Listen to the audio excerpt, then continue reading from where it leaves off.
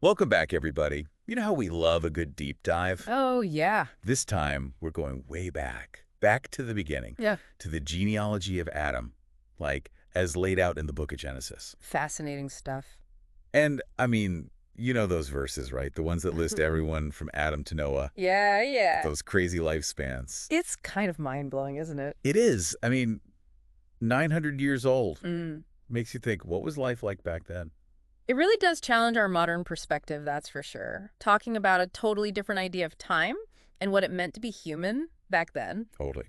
So Genesis tells us, right, Adam, the first man, created in God's image, Right. lived to be 930 years old. That's right. And Genesis 5.4 tells us that Adam, after having Seth, lived another 800 years Wow. and had, and I quote, sons and daughters. Whoa. So really painting this picture of Adam as this patriarch living a long and fruitful life. Yeah, I mean, 800 years after Seth. Yeah. It's almost like, I don't know. It's hard to even imagine. Yeah. Like, what would you do with that much time? It's hard to grasp. Yeah. And then speaking of Seth, he's the son that carries on the line, right? Yeah, he's the one. But even his lifespan's pretty wild. It is. Seth lived to be 912 years old. Okay. Now, here's what I find so fascinating about these lifespans. I mean, they seem incredible to us today, right? Mm. Almost like fantasy. Yeah. But these stories of early humans living for centuries, they're actually really common in ancient narratives across lots of different cultures. Well, that's interesting. Yeah, it really makes you think, like, what was it about that time, about the way they saw the world? Why were these super long lifespans like such a big deal in these old texts? That's the question, isn't it? Yeah. I mean, one idea is that maybe they had a different understanding of time itself. Like time wasn't a straight line. Exactly. Maybe it was more fluid, more cyclical than our kind of like straight line times an arrow view. Makes sense. Or here's another thought. Maybe these ages aren't meant to be taken literally at all. Maybe they're symbolic, representing something deeper. Oh, I like that. Like a symbol of completeness, or maybe divine favor. Exactly. Some scholars believe that these super long lifespans were meant to symbolize things like wisdom, spiritual growth, even a life lived in close connection with God. Right. Like a reminder that these texts, they're not just about what's on the surface. There are deeper meanings to uncover. Yeah, it's all about those layers. Exactly. Okay, so we've got Adam, 930 years, his son Seth, 912. Yeah. And then it goes on, right? Yeah. Enoch, Cain, and Mahalalel. Yep. And each one with these like mind-boggling lifespans. Right. And what's interesting is that the text, it always mentions how old they were when they had a son. Their name's son, I mean. It's like those moments were especially important. Oh, okay. Yeah. Like, for example, Mahalalel lived to be 895. Right. But he had Jared when he was 65. It's like they're pinpointing those moments. Right. Like those were the milestones in these long, long lives. Yeah, it's a totally different pace of life. Oh, for sure. But then there's this one figure who kind of breaks the mold, right? Right. Enoch, Yeah. Genesis 5.24. And Enoch walked with God, and he was not, for God took him. Now, that's a story that always gets to me. It's pretty powerful. What do you think about Enoch's exit? Like, what's the big deal about that? Well, it's definitely a story that sticks with you. Yeah. And it's interesting because it doesn't follow the same pattern as everyone else, right? Right. Like, he doesn't just die a normal death. He's taken by God. Yeah. And that's led to, like, a whole bunch of different interpretations over the years. Oh, yeah, for sure. Some people see it as, like, a literal ascension to heaven, while others see it more metaphorically as a way of describing a life lived in deep spiritual connection. Right. You could see it both ways. Yeah. Yeah. And whatever way you interpret it, it definitely sets him apart from everyone else in the genealogy. And it makes you wonder, what does it really mean to walk with God in a way that leads to that kind of, well, I guess destiny is the word. Like, how do you live your life that well? Exactly. It's a question that's resonated with people for centuries. It suggests a level of closeness with God that goes beyond normal human experience. Right. Like a special connection. Exactly. So you got this line of descent, already pretty captivating, right? Oh, yeah. With those insane lifespans. Right. And then you throw in Enoch's story, and it just adds another layer of like, whoa. Definitely adds to the mystery. But, I mean, we can't forget the most famous long-lived patriarch of all. Ah, yes. the OG long lifer, Methuselah. Methuselah. His name is literally synonymous with living a long time. Right. 969 years old. The oldest person mentioned in the whole Bible. Yeah. Pretty hard to wrap your head around. It is. It's just, like, wild. Yeah. Why do you think his age became so legendary, though? That's interesting. Like, more so than the others? Yeah. I mean, it could be because his age is, like, the peak of human longevity in this whole text, right? Yeah. So he becomes a symbol of this time when supposedly humans were closer to God and lived longer, healthier lives. Right, right. But it's also worth thinking about what that long life might actually symbolize. Yeah. Like, does it represent, I don't know, accumulated wisdom? Right. Or a deep understanding of God's creation? Or maybe even like a test of faith and patience over such a long period? Yeah, I never thought about it that way. There's so much there to unpack when you think about the meaning behind these ages, you know? Yeah. It's not just about how long they lived, but what those lifespans tell us about being human and our relationship with God. Totally. It's way deeper than just the number, right? Exactly. It's about exploring the different ways people throughout history have understood time and the legacy we leave behind. So we've got Adam, Seth, Enoch, Mahalalel, Methuselah, all these figures with super long lives. Yep. But the genealogy keeps going, right? Right. Oh, yeah. The family tree's just getting started. Who comes next in this line? Yeah. Well, next up is Lamech. And at the ripe old age of 182, 182. he has a son Okay. and names him Noah. Noah. Yeah. Okay. And the name Noah itself, there's something really interesting there. Oh. Yeah, Genesis 5.29 tells us that when Noah was born, Lamech said, and I'm paraphrasing here, but basically, this one's going to give us some relief from all this hard work, you know, because of that whole curse on the ground thing. Right, right. So it's almost like Lamech sensed that Noah was, you know, destined for big things. Yeah, like he was going to be special. Exactly. And of course, we know Noah becomes super important in that whole flood story later in Genesis. Right, a pivotal figure. Yeah. And it's interesting, you know, even though Noah doesn't live quite as long as his ancestors, Right. he still has this crazy long lifespan. Like, he's 500 years old when he has his sons. 500. Shem, Ham, and Japheth, the Mhm. three who are at the heart of that flood story. Wow. Okay, so we've got this whole line of descent from Adam to Noah, all these guys living for centuries, all playing a part in the story of Genesis. But it's not just about these individuals, is it? It's about genealogy itself, that bigger picture. You're right. It's about that thread that connects them all. And in the ancient world, you know, tracing your lineage wasn't just some hobby like it might be for us now. Right. It was fundamental. It was how you understood your identity, where you fit in society, what you were entitled to. Oh, wow. So it's about way more than just names on a family tree. Yeah, it's about belonging, about history, about the legacy you inherited. So what can you tell us about the importance of genealogy back then? Well, think of it like a map of the past, right? Okay. It connected people to their ancestors, to their land, to their cultural heritage. That was everything, really. Yeah, pretty much. And in the Bible, these genealogies, they serve an even bigger purpose.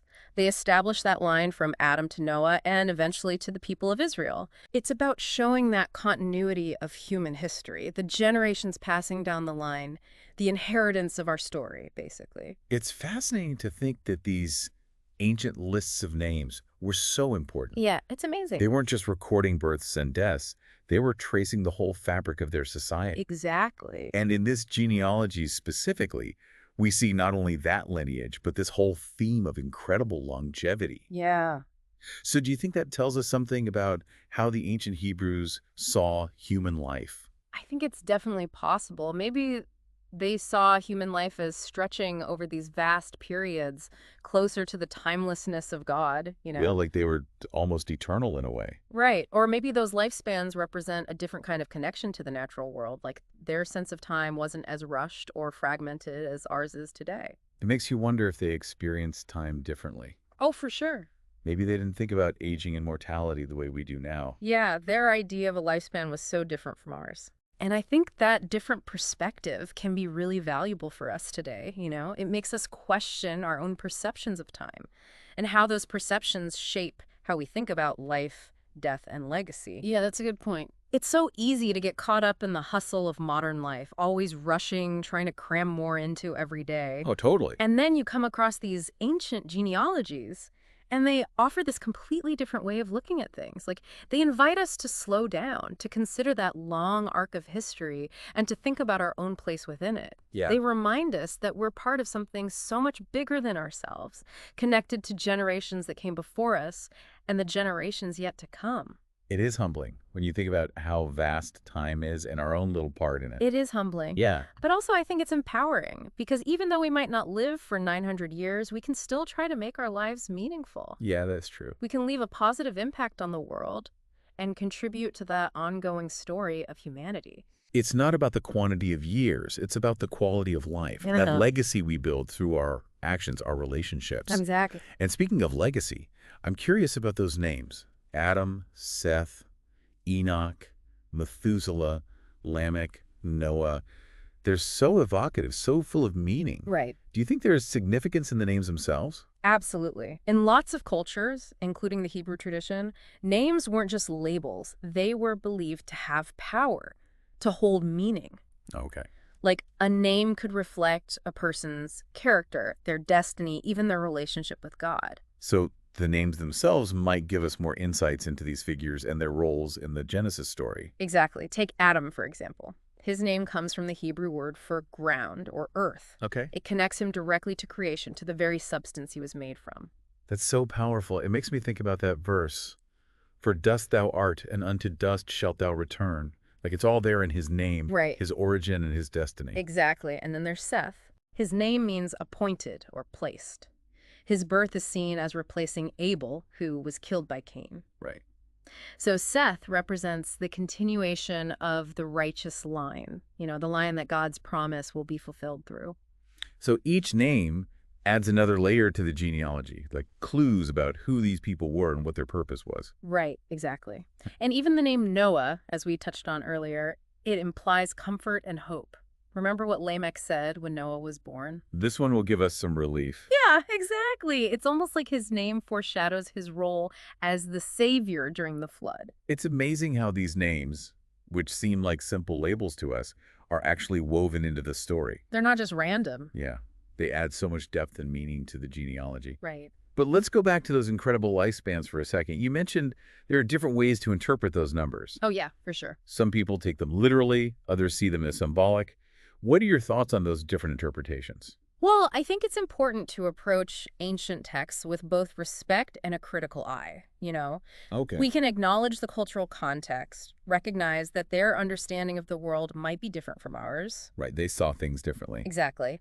But at the same time, we can also engage with these texts on a symbolic level, explore those deeper meanings. So it's not about choosing one interpretation over another. It's about holding both possibilities and appreciating the richness and complexity of these stories. Exactly. And I think that's what makes these texts so enduring.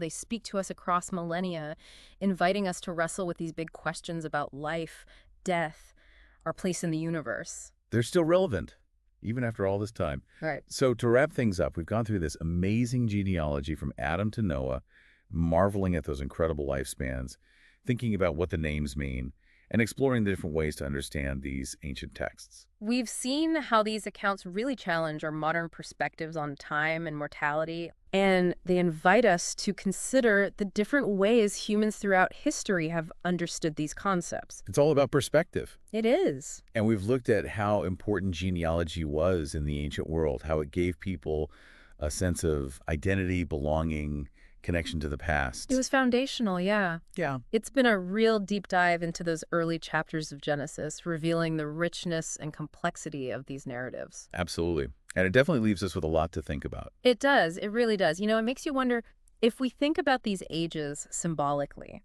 what might they represent about the human experience? What does it mean to, really walk with God the way Enoch did, leaving this earthly life behind in such a unique way? Yeah, it's almost like he transcended the normal boundaries of life and death. Yeah. It makes you think, what does it mean for us to walk with God today? Yeah. Does it mean, living a life of purpose, of service, being connected to something bigger than ourselves? Those are great questions to think about. I mean, it suggests that maybe walking with God is about aligning our lives with something bigger, with a higher purpose, seeking wisdom, and trying to make a positive impact. I like that, aligning our lives with a higher purpose. And even though, we're not going to live for 900 years, Right. maybe we can still try to create a legacy that lasts, that goes beyond our own lifetime. Absolutely. It's not about how long you live, but how you live. Yeah. The impact you have on others, the values you pass down. Right, right. That's the real legacy. And maybe that's part of what these genealogies are trying to tell us. Yeah. They're not just about, like, tracing family lines, but Right. understanding our place in the bigger picture. Yeah. Recognizing that we're part of a story that started way before us and will keep going long after we're gone. Exactly. It's about recognizing how interconnected life is, that thread that connects us to the past, present, and future. And it reminds us that even though our individual lives are finite, we can still contribute to something that endures. So as we wrap up this deep dive into biblical genealogies and the mystery of those ancient lifespans, Yeah. what can we take away from all this? What does it all mean for us, here and now? Well, I think it challenges us to rethink how we view time, legacy, the meaning and purpose of our own lives. To see things from a different perspective. Exactly.